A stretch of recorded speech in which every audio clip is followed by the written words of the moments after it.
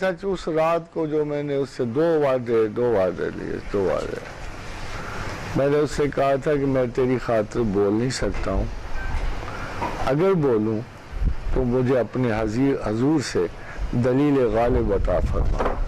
یہ میں نے آپ کو پتا یہ دعا جو پڑھتا ہوں یہ اس وجہ سے پڑھتا ہوں، اسی وجہ سے یہ دعا پڑھتا ہوں کہ اگر مجھے تو اپنے حق میں بولنے کو کہے، میرا کوئی شوق نہیں ہے، تو پھر میری دلیل پہ کسی کو غالب نہ آنے دینا۔ یہ میں نے دعا مانگی۔ ایک اور دعا مانگی اس سے، اور وہ ساری اس طرح پرسنل کوئی بھی نہیں تھی، بالکل کوئی پرسنل دعا نہیں تھی۔ وہ اللہ میاں نے میرا خیال ہے کہ میرا خیال ہے جس طرح وہ پوری ہوئی ایسی کوئی بھی نہیں پوری ہوئی۔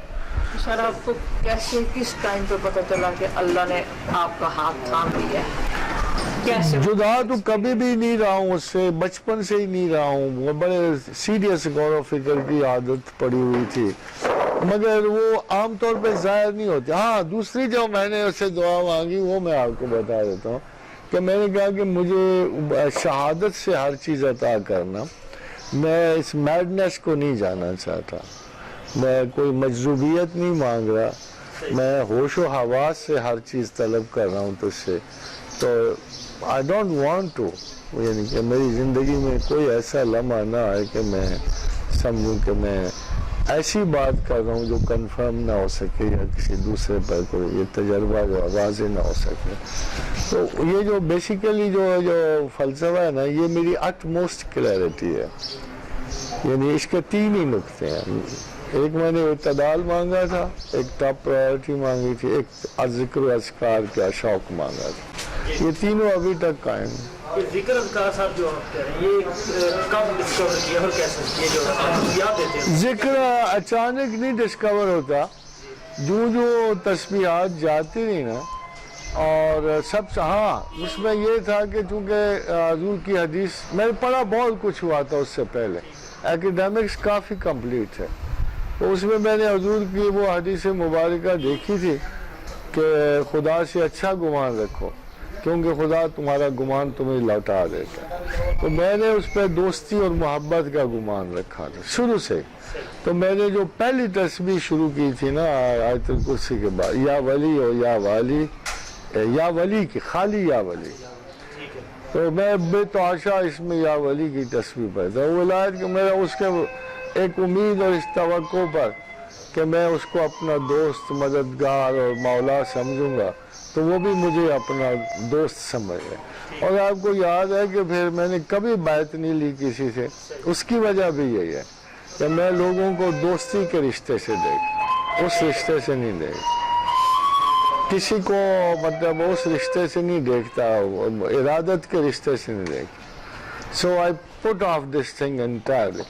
دوسری بات کہ انکوائری میں نہیں قید کرتا، چونکہ میرا پروسیجر یہ تھا کہ آپ جب مرید کرتے ہو تو آپ کسی کو قید کرتے ہو، تو میرا ارادہ یہ تھا کہ لوگ سوچیں، سمجھیں، غور کریں اور اپنے اللہ کی طرف آئیں، تو آئی لیفٹ اٹ اوپن۔ آپ یہ کہہ سکتے ہو کہ جی میری بیعت اسی وجہ سے نہیں ہوئی کہ جہاں بھی میں بزرگوں کو دیکھنے جاتا تھا، دو چیزیں میرے ذہن میں تھی کہ کم تعلیم آپ کا مرشد نہیں ہو سکتا، وہ نہیں ہو سکتا، آپ کا استاد ہے،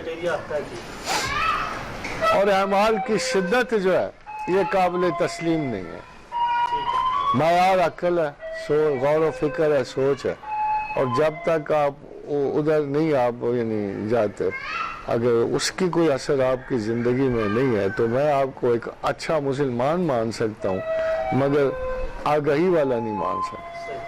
ابھی ہمارے پاس اپنے پاس ہزاروں مثالیں تھیں، ہمارے بزرگ بھی صبح اٹھتے رہے، تہجدوں میں، راتوں میں یعنی پڑھتے رہے سارا کچھ، مگر ان میں وہ ٹچ نہیں میں نے دیکھا نا جس کا میں کو یہ خدا کے بندے ضرور تھے، خدا سے ڈرتے بھی تھے، مگر وہ جو تھی نا انس اور بقا کی لائن میں نے ان میں نہیں دیکھی۔ اس لیے میرا خیال ہے کہ this is not the way to approach God. The approach is with love, with consideration، تاکہ وہ آپ کے قریب تر رہے، محبت رہے۔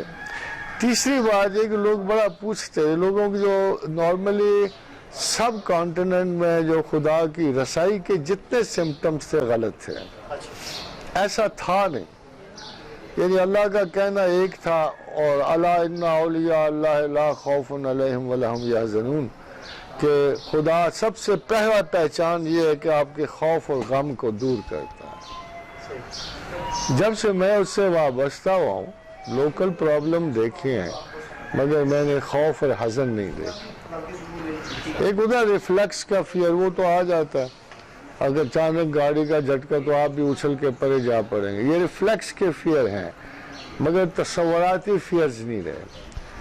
دوسری چیز یہ ہے کہ جب آپ نے انسان ہونے کا اس کے ساتھ عہد کر لیا اور آدمیت کے مقام کا تعین کر لیا، پھر یہ جن بھوت جادو اسیب میری زندگی سے نکل گئے.